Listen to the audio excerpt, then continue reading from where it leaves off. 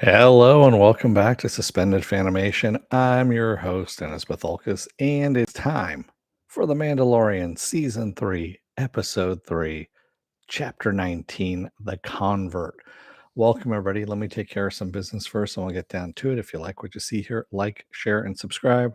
If you're still on the fence about subscribing, take a look at the video that pops up at the very end here. YouTube takes the algorithms of all the stuff you've been watching and tries to match it as best as possible to one of the videos, my vast video library, and pops it up here just for you. And if you like what you see there, please hit that subscribe button down below there. Also, if you feel lucky or you feel like gambling, you hit that bell down below, and YouTube may or may not notify you when I come on live.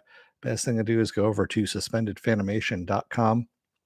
Excuse me. Take a look at the schedule I have up there. I change it out every week. Also, I have all the links to my social media there and all the links to my pages as well. All right. With all of that there, let's get started, shall we?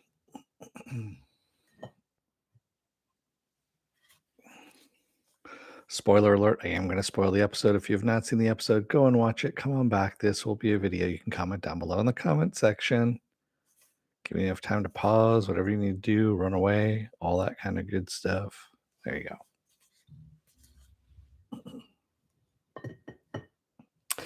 So before I get started, I saw a couple of the articles online, people reviewing it or whatever. And everyone's saying, oh, this looks like Andor, looks like Andor, looks like Andor, looks like Andor. It doesn't look like Andor. Just because it takes place on Coruscant doesn't mean it's Andor. Andor did not have the lock and key on Coruscant.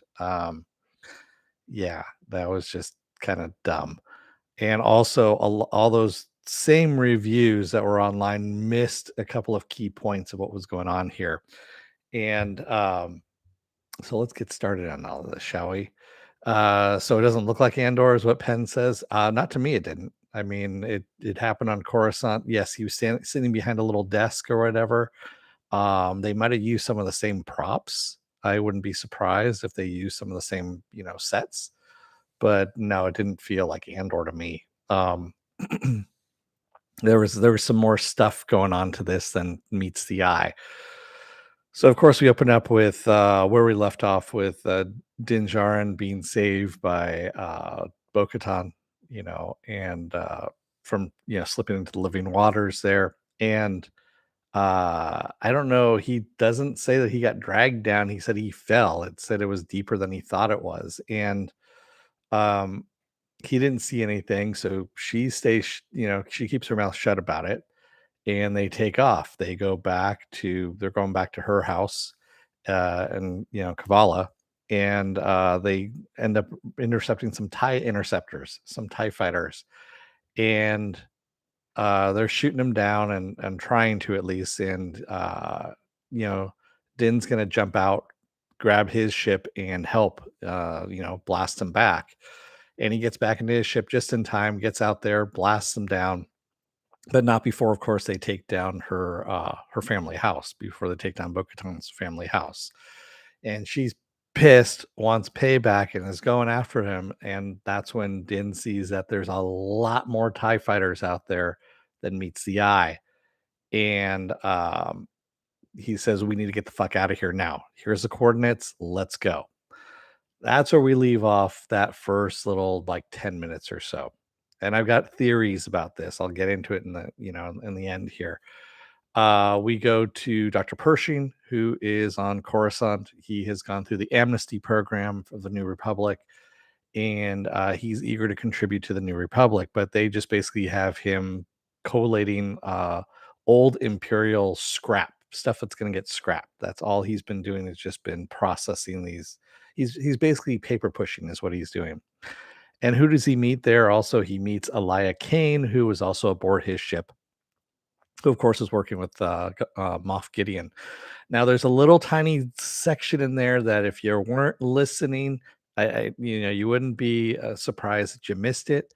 But when they're sitting around the table and they're drinking, when Pershing first meets, re-meets Elia Kane, um, the other guys that are there too say, whatever happened to, Moff Gideon? And I heard he escaped. And they're like, no, I heard he went into the mind flare.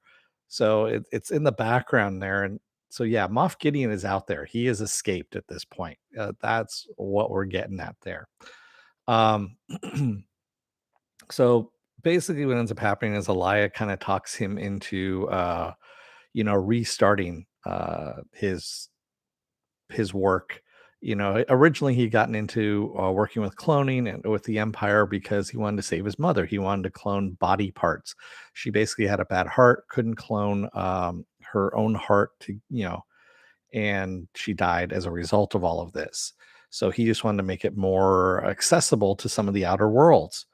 And so they sneak into the shipyards and he gets his portable lab that he's gonna put together, and she sells him out basically. And he ends up going into a re-education machine. It's a mind flare adjacent kind of machine. It's really a mind flare. And as he's going through the therapy, she wants to stay behind. She asks the technician if she can stay behind because he's an old friend. And sure enough, the guy walks away from the machinery. And what does she do? She cranks it all the way up and most likely fries, Dr. Pershing's mind. We go back to Bo-Katan and Din, and they have shown up at you know, the Death Watch's new home, I guess you could say. And um Din comes in, he's got a little vial of the water too, the living water he's taken with him to prove that he's been there. And um Paz Vizsla, of course, is there too and has some choice words for Bo-Katan. So Paz used to be in the Night Owls as well, by the way. So Paz Vizsla, who is the big dude with the heavy gunner dude, so he knows Bo-Katan, and that's why he's kind of pissed at her. And that's when he moved over to the Death Watch. At that point, and then whatever this is pretty much the Death Watch is really what it is as well, or Night Watch is what they call themselves. And when they go in and see the armor, Din gives her the little vial of water. She pours it in and goes, "Yes, this is the living water." And she goes, "You have been restored. You're no longer an apostate." And then she says to, Bo Katan, she goes, "You are in the living water as well. You too have been reborn. As long as you don't remove your helmet, you're one of us. You're welcome to stay here, or you can leave whenever you want to." And that's kind of where they're left off at. And you can see Paz Vizsla is still pretty much fucking pissed off at this point. And I don't think Bo-Katan is really, she's kind of leery of what the fuck she's gotten herself into at this point, too, even though her home has been destroyed. So that's where we leave off on this episode. Um, Penn says, how didn't he see the beast? He was unconscious, Penn. He almost drowned. So he was unconscious. Raymond says, I mean, in terms of a small scale espionage story having to do with secondary characters, um, that's kind of what it looks like, Raymond, but that's not the case. And hello, Cheryl, by the way. Um, so what we got here is a way of tying the old, the original trilogy to the new trilogy that happened, the J.J. Abrams versus Snokes and all this bullshit. Um, so that is what's going on there. And Pershing is the key in all of this, and that is the bridge. Because they're still going after Grogu, of course. The Moff Gideon wants Grogu's blood. Um, so yeah, it's all coming down to that. That's where that all is in there. Moff Gideon has escaped. He has escaped. He's out there. Obviously, the New Republic is working with some faction of this new what is it? What do they call themselves? The New Order. Yeah, First Order or something like that. So that is what's happening. We saw the apathy within Coruscant themselves, where the ruling body, I guess you could say, of Coruscant was like, well, it didn't matter. Empire, New Republic, Old Republic, it's all the same. So it's this very passive, um, not caring who's in charge of the government, just as long as their lives don't change. You see this happening, and it's kind of a parallel of what happens in the real world as well. But um, that's what they're getting at here, is that the ruling class on this one planet are actually making lives difficult for everyone in the galaxy, just because of their apathy instead of actually paying attention to who the fuck's in charge and what their morals are. So that's what's going on there. And then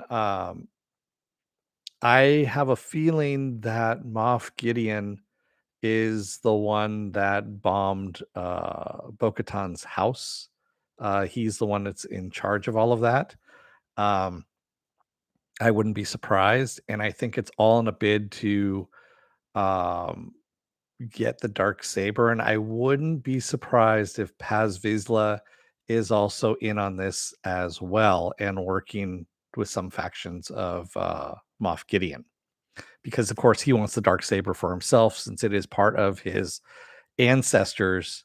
It's his ancestors' lightsaber. The dark saber is you know Vizsla was the one that made that, and so Paz Vizsla wants that dark saber because, as puts it, it's part of his lineage.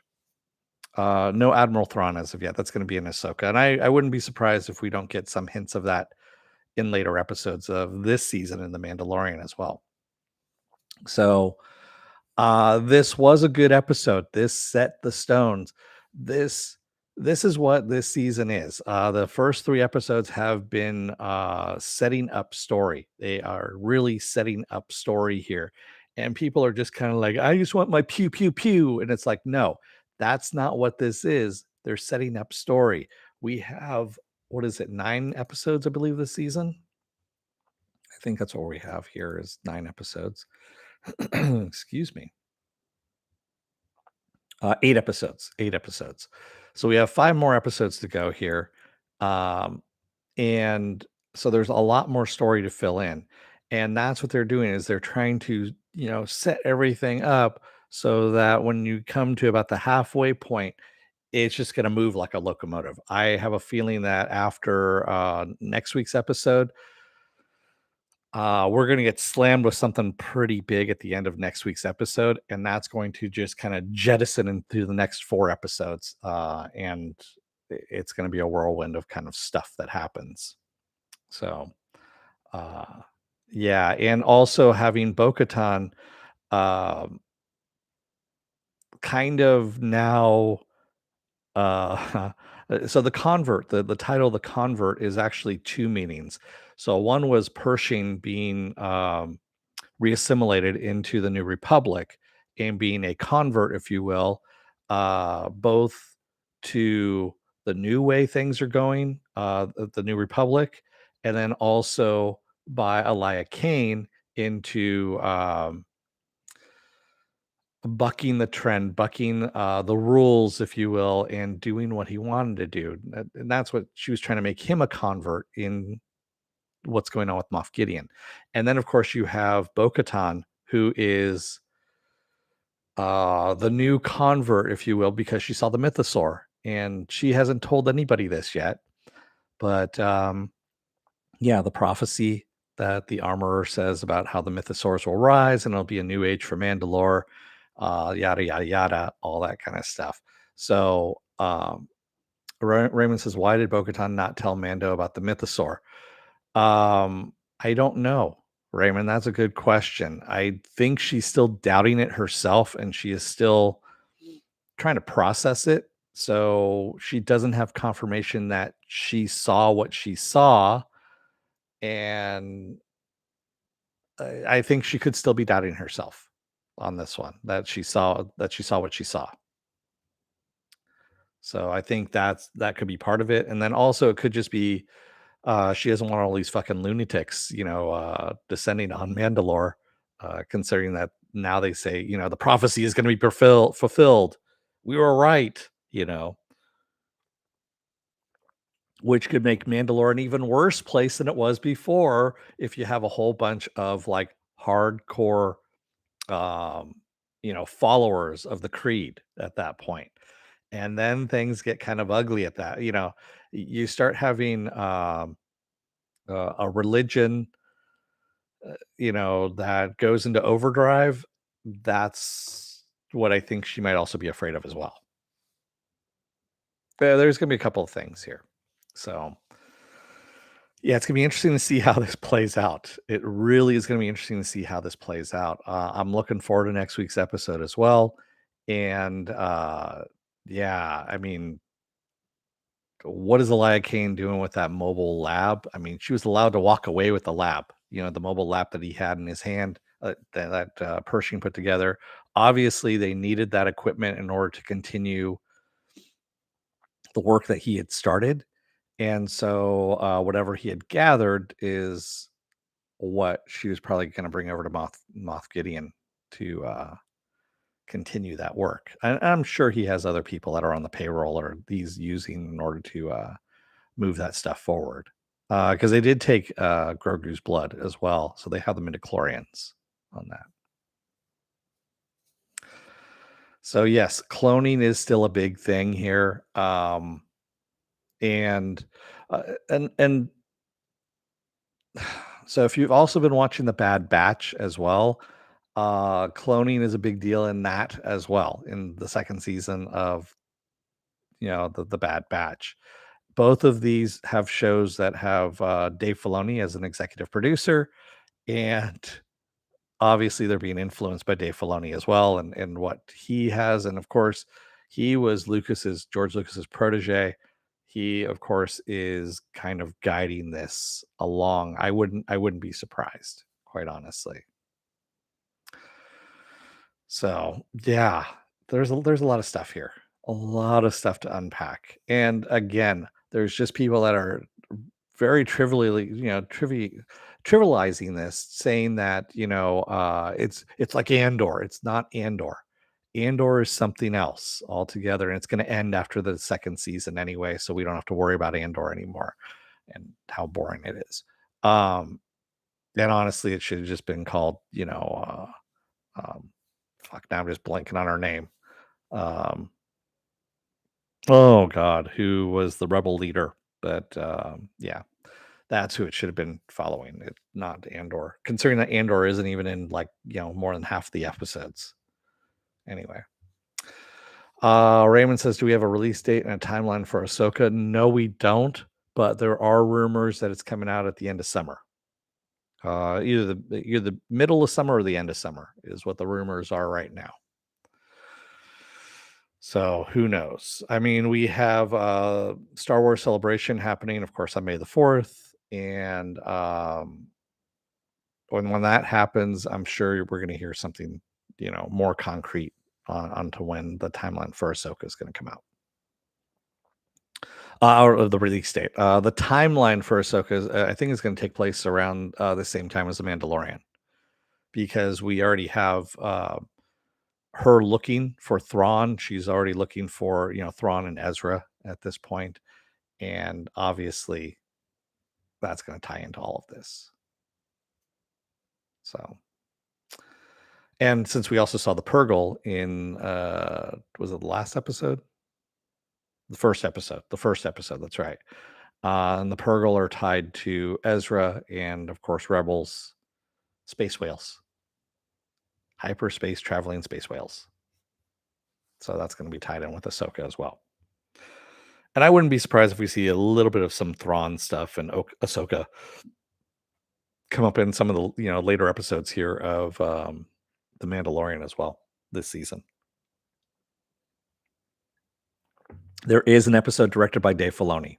And I was telling a coworker of mine who's really into the Mandalorian here that I wouldn't be surprised if that's just an Ahsoka episode completely, and it ties into you know um, the new series.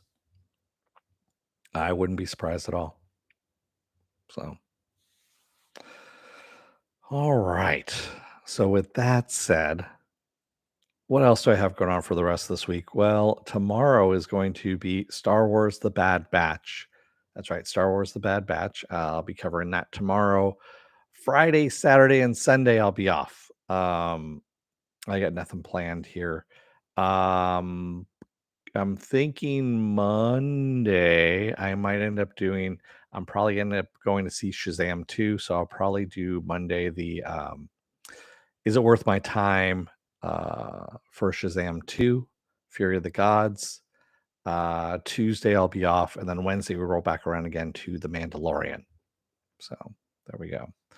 Raymond says, so is Pedro Pascal just doing voiceover for the show? I can't help but think the whole helmet thing was just to save money on actors. That's a good question, Raymond. I know that there are 3 actors.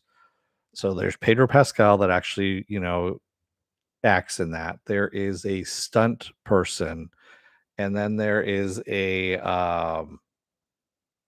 person that is doing, if I remember correctly, I think it's the fire portions where he's doing the quick draws and all that kind of stuff. And so there are 3 actors altogether, and they're all have trained together, so they walk the same and they do the same mannerisms as Pedro Pascal. But yeah. So with that said, I'm going to let you guys go for the night. Thank you to everybody joining me tonight in the chat, and thank you if you made it this far in the video. If you're still on the fence about subscribing and you know who you are out there, take a look at the video that pops up at the very end here, right over here. And basically what happens is YouTube takes the algorithms of all the stuff you've been watching and tries to match it as best as possible to one of the videos in my vast video library, and pops it up here just for you. And if you like what you see there, please hit that subscribe button down below there. And if you can, hit that like button, the share button as well. And if you want to know when I'm going to be on live again next, go over to suspendedfanimation.com. Take a look at the schedule I have up there. I change it every week. Also, I have all the links to my social media there and all the links to my pages as well. All right. With that said, I'm going to let you guys go for the night. Thank you all. I will see you again tomorrow for Star Wars The Bad Batch. Until then, don't let the door hit your ass on the way out. Otherwise, you may be sold out by a former comrade who was the one who got you in trouble in the first place and just did it because they needed you to finish the work that you'd been doing with them to be. It's a long story. Thanks, everybody. I will see you again tomorrow. Have a good rest of your night. Stay safe, be well, take care, wear those masks, get those vaccine shots, get the boosters as well. It doesn't work without the boosters. And stay safe out there, everyone. Thanks. Have a good rest of your night. Good night, everyone.